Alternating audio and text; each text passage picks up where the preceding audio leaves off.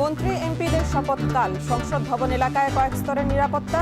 বিএনপির ইচ্ছাতে নির্ধারণ হবে প্রধানমন্ত্রীর বাসভবন। প্রস্তুত ৩৭ মন্ত্রী প্রতিমন্ত্রীর বাংলো। সংবিধান সংস্কার পরিষদের শপথ কাল জানালেন মন্ত্রী পরিষদ সচিব। পড়ানোর ম্যান্ডেট কার তা আগে নির্ধারণের আহ্বান সালাউদ্দিন আহমদের। জুলাই সনদে এনসিপির স্বাক্ষর।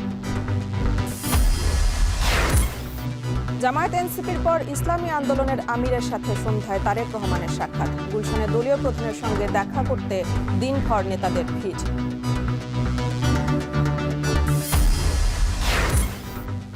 ভোটে ইলেকশন ইঞ্জিনিয়ারিং হয়নি বলছে টিআইবি। রেকর্ড ১১,০০০ কোটি টাকার বেশি ঋণ আছে নবনির্বাচিত সংসদ সদস্যদের। এবং রমজান ঘিরে ঊর্ধ্বমুখী কাঁচামরিচ, লেবু, বেগুন সহ সবজির দাম। বাড়তি মাছের বাজার, সরবরাহ কমার অজুহাত ব্যবসায়ীদের। কাল থেকে শুরু ডিসিবির পণ্য বিক্রি।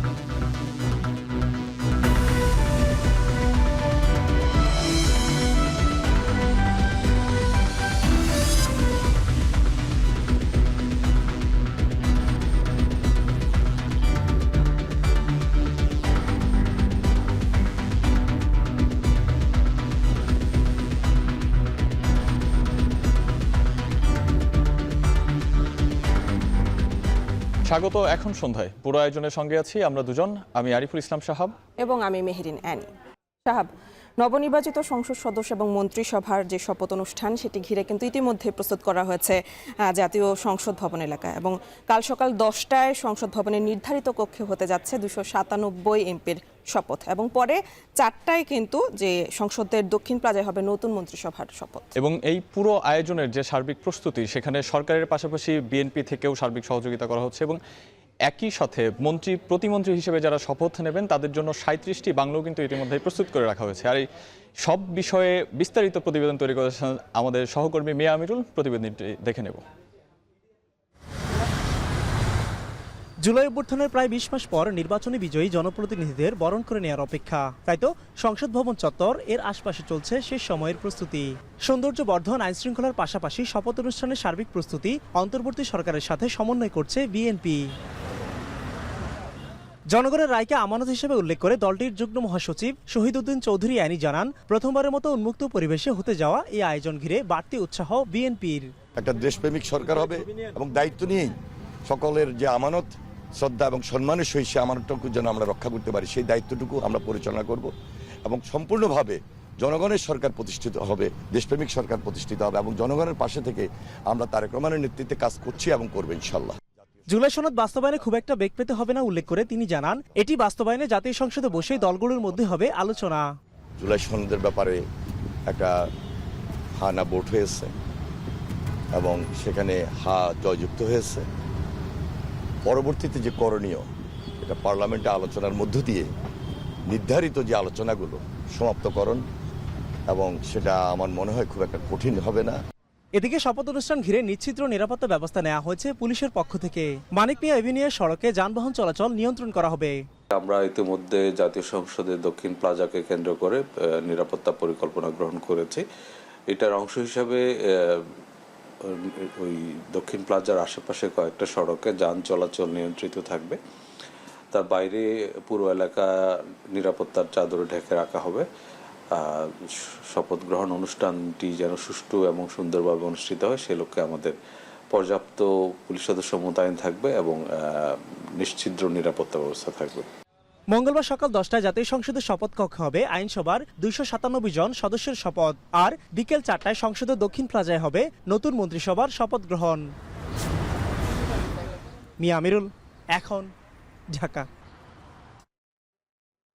দীর্ঘদিনের প্রথা ভেঙে এবার জাতীয় সংসদের দক্ষিণ প্লাজায় হবে মন্ত্রিসভার শপথ অনুষ্ঠান। যোগ দেবেন দেশি বিদেশি অতিথিরা। সংসদ ভবনের সামনে থেকে যুক্ত হচ্ছেন মিয়া আমিরুল বিস্তারিত জানানোর জন্য।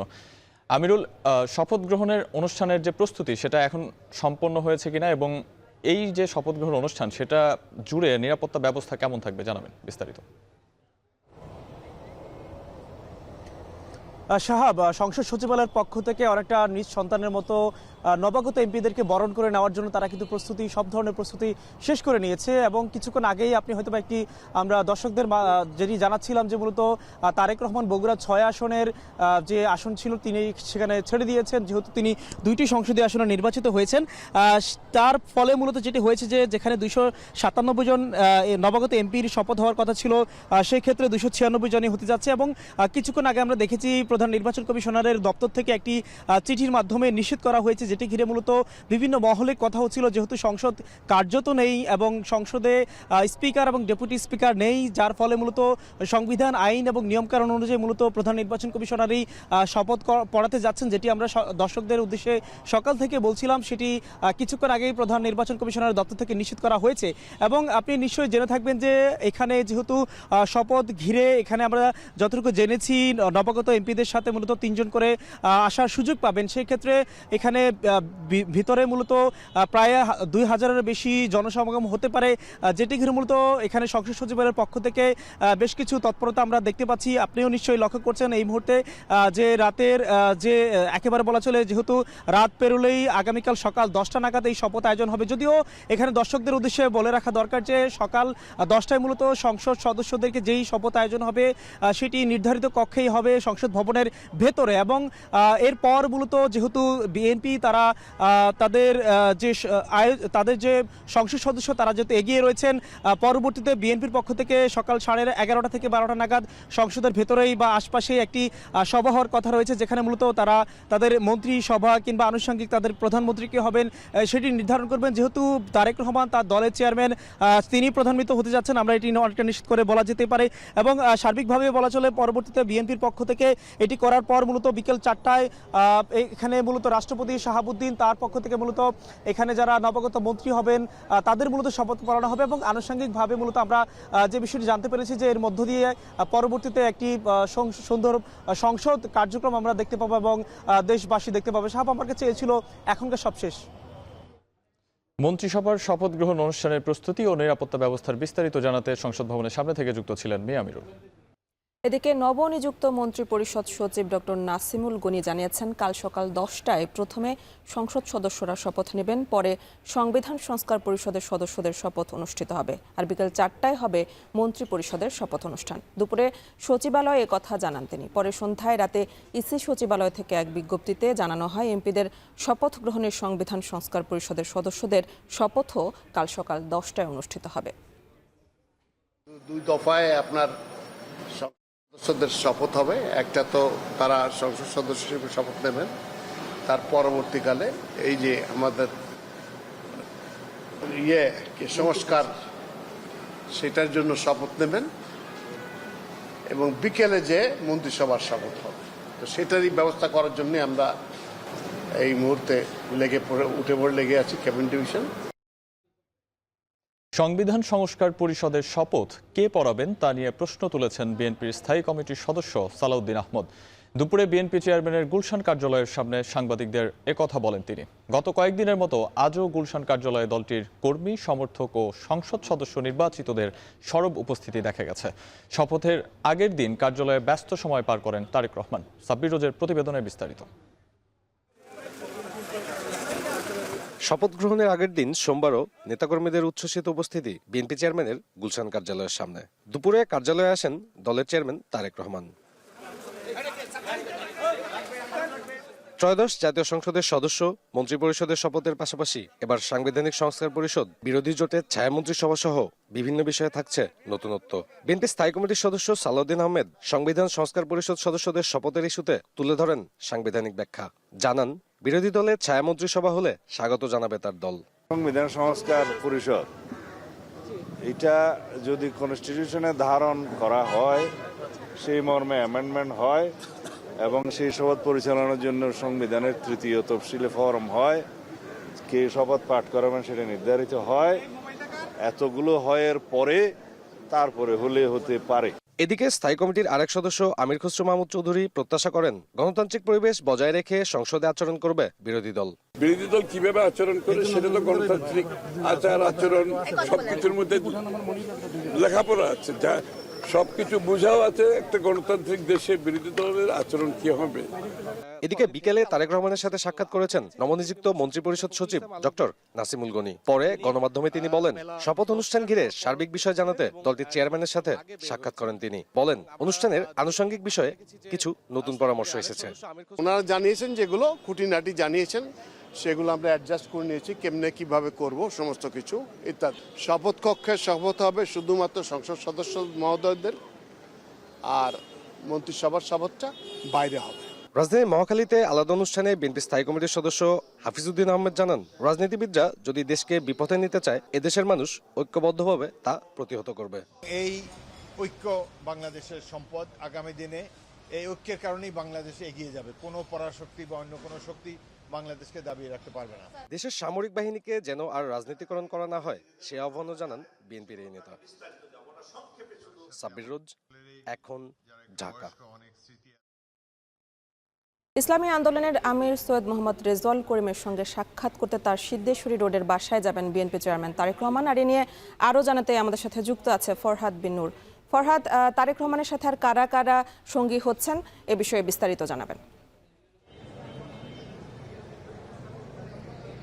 আমরা যতটুকু জেনেছি যে তারেক রহমানের সঙ্গে বিএনপির যিনি মহাসচিব মির্জা ফখরুল ইসলাম আলমগীর এবং আরও রয়েছেন বিএনপির স্থায়ী কমিটির সদস্য নজরুল ইসলাম খান, এই দুজনেরও আসার কথা রয়েছে। আমরা দেখেছিলাম গতকালও যখন জামায়াতের আমির এবং এনসিপির আহ্বায়কের কাছে তারেক রহমান দেখা করতে গিয়েছিলেন, সঙ্গে কিন্তু এই দুজন ছিলেন। আমরা দেখছি যে এই মুহূর্তে সিদ্ধেশ্বরীর তার যে বাসাটিকে কেন্দ্র করে ইসলামী আন্দোলন বাংলাদেশের আমির রেজাউল করিমের বাসাকে কেন্দ্র করে এখানে আমরা দেখছি কিন্তু আইন শৃঙ্খলা রক্ষাকারী বাহিনীর যে পুলিশ সদস্যরা রয়েছেন তারা কিন্তু এখানে আমরা বিকেল থেকে দেখছি তারা এখানে অবস্থান করছেন।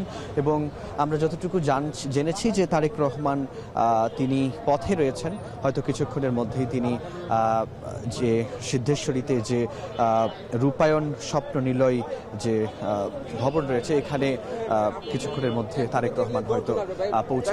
এবং আরেকটা বিষয় যদি একটু বলে রাখি যে ইসলামী আন্দোলন বাংলাদেশ কিন্তু আমরা জানি যে তাদের প্রতিষ্ঠার পর থেকে এই প্রথম সংসদে তাদের একজন প্রতিনিধি পাঠাতে পারছে। ত্রয়োদশ জাতীয় সংসদ নির্বাচনে বরগুনা 1 আসনে তারা নির্বাচিত হয়েছে, একটি আসনে। এছাড়া আমরা জানি যে 2.7% ভোট এবার ইসলামী আন্দোলন বাংলাদেশ 257টি আসনে নির্বাচন করে পেয়েছে। আর তারা আরেকটা বিষয় যদি বলি যে তারেক রহমান সহ আমরা যদি বলি যে আগামীকাল যেহেতু এমপিদের এবং মন্ত্রিপরিষদ এবং সংবিধান সংস্কার পরিষদের যেহেতু শপথ হবে, ঠিক তার আগের দিন ইসলামী আন্দোলন বাংলাদেশের আমির রেজাউল করিমের সঙ্গে কিন্তু তিনি সাক্ষাৎ করে নিতে এসেছেন। এবং এই যে গতকালও আমরা দেখেছি বাংলাদেশের আরও দুটি বড় দল, প্রধান বিরোধী দল যে হতে যাচ্ছে জামায়াতে ইসলামী এবং এনসিপি, আজকে ইসলামী আন্দোলন বাংলাদেশ, তাদের সঙ্গে যে শপথ নেওয়ার আগ মুহূর্তে যে সাক্ষাৎ করতে আসে, এটিকে অনেকেই বলছেন যে ঐক্যবদ্ধ বাংলাদেশ গড়বার একটি সুন্দর প্রয়াস। তো এই ছিল আমার কাছে সবশেষ তথ্য।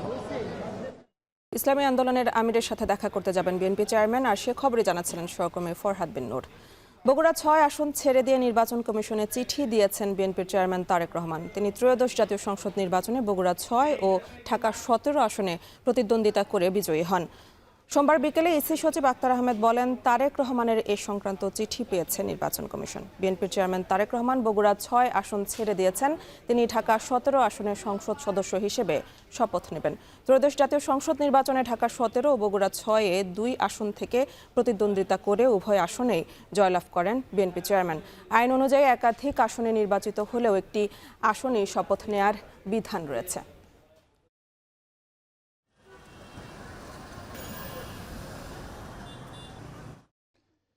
জুলাই জাতীয় সনদে সই করেছে জাতীয় নাগরিক পার্টি এনসিপি। সন্ধ্যায় 6 সদস্যের একটি প্রতিনিধি দল যমুনায় গিয়ে এতে স্বাক্ষর করে। এ নিয়ে ব্রিফ চলছে, সরাসরি যুক্ত হচ্ছে সেখানে।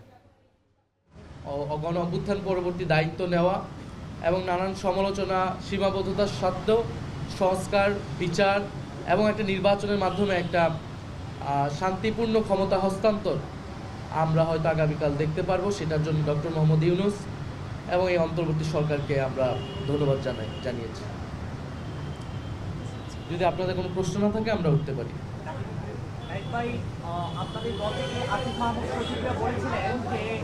যদি ভারতের প্রধানমন্ত্রী আসেন তাহলে আপনারা শপথ অনুষ্ঠানে যাবেন কিনা সেটা ভেবে দেখবেন। এখন ভারতের প্রধানমন্ত্রীর ব্যাপারে আপনারা কি সিদ্ধান্ত নিয়েছেন বা তিনি আসছেন কিনা?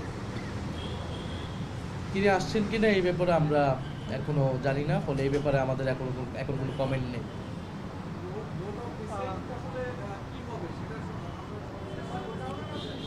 নোট অফ ডিসেন্টের মীমাংসা গণভোটের মাধ্যমে হয়ে গিয়েছে। গণভোটের আদেশ এবং গণভোটের যে প্রশ্নগুলা সেখানে কিন্তু পরিষ্কারভাবে আছে কোন সংস্কারগুলো দলগুলো তার ইশতেহার অনুযায়ী করবে, কোন সংস্কারগুলো সবাই ঐক্যমত হয়েছে সেটা অটোমেটিক হয়ে যাবে।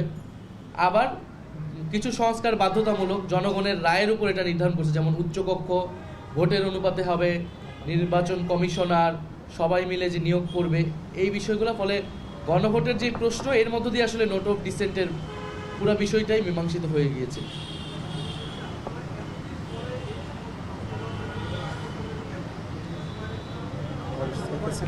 না, এটা তো আমি আমার বক্তব্য পরিষ্কার করেছি। আমরা যেই সময় এটা স্বাক্ষরিত হয়েছিল সেটা শুধুই কেবল একটি ডকুমেন্ট ছিল, এটার কোনো আইনি ভিত্তি ছিল না। আমরা তো পরিষ্কার বলেছি আমরা একটা আইনি ভিত্তি চাই।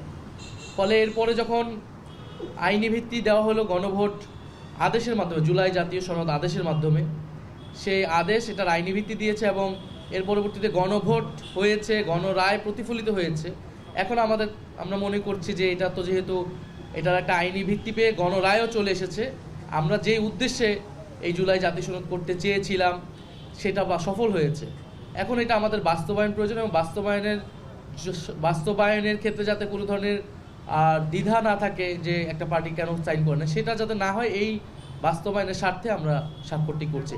এবং স্বাক্ষরটা বেসিক্যালি কিন্তু আজকের স্বাক্ষরটাও আনুষ্ঠানিকতা। আমরা তো গণভোটের পক্ষে, হ্যাঁ পক্ষে আমরা প্রচারণা করেছি, পক্ষে অবস্থান নিয়েছি। আমরা স্বাক্ষর না করলেও হয়তো কিছু হতো না, কিন্তু স্বাক্ষরটা আমরা করলাম যেহেতু একটা আনুষ্ঠানিকতা। এই অন্তর্বর্তী সরকার, ঐক্যমত কমিশন, তারা তাদের ঐকান্তিক প্রচেষ্টা এটা হয়েছে, এই পুরো বিষয়টাকে একটা সম্পূর্ণতা দেওয়ার লক্ষ্যে আমরা স্বাক্ষর করি। প্রধান উপদেষ্টা ডক্টর মোহাম্মদ ইউনূসের সঙ্গে সাক্ষাৎ করেছেন সেনাপ্রধান জেনারেল ওয়াকারুজ্জামান। তেজগাঁওয়ের প্রধান উপদেষ্টার কার্যালয়ে সাক্ষাতে তারা শুভেচ্ছা বিনিময় করেন এবং চলমান বিভিন্ন বিষয়ে আলোচনা করেন। প্রধান উপদেষ্টা তার দায়িত্ব পালনের সময় সহযোগিতার জন্য, বিশেষ করে সদ্য সমাপ্ত নির্বাচনে সশস্ত্র বাহিনীর ভূমিকার জন্য সেনাপ্রধানকে ধন্যবাদ জানান। কাল নতুন মন্ত্রিপরিষদ শপথ নেয়ার পর আনুষ্ঠানিকভাবে অন্তর্বর্তী সরকারের মেয়াদ শেষ হবে। সে হিসেবে সেনাপ্রধান ও প্রধান উপদেষ্টার এটি বিদায় সাক্ষাৎ।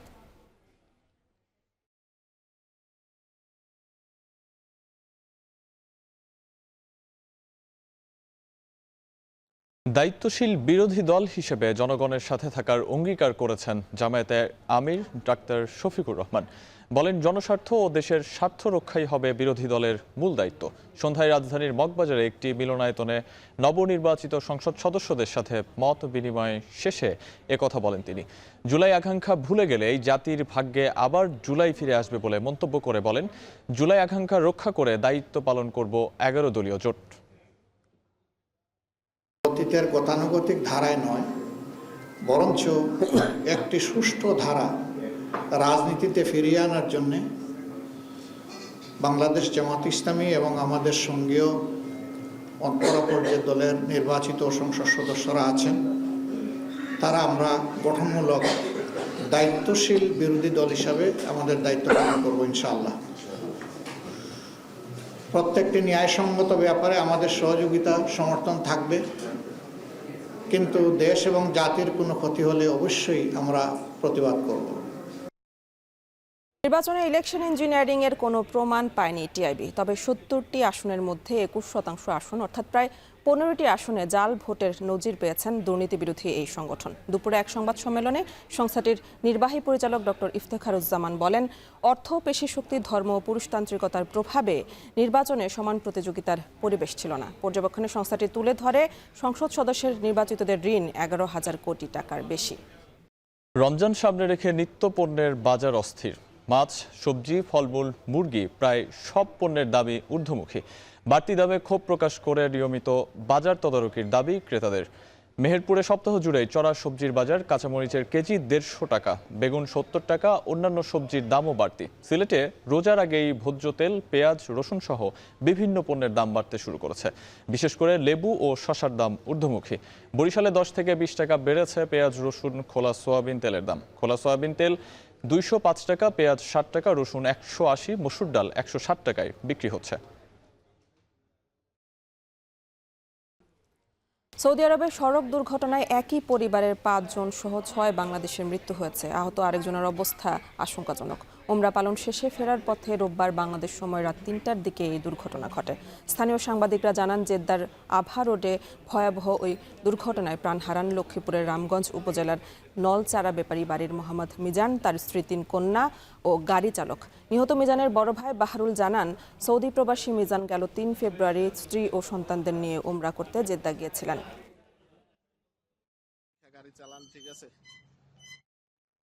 এ ছিল এখন সন্ধ্যায়। ধন্যবাদ সবাইকে।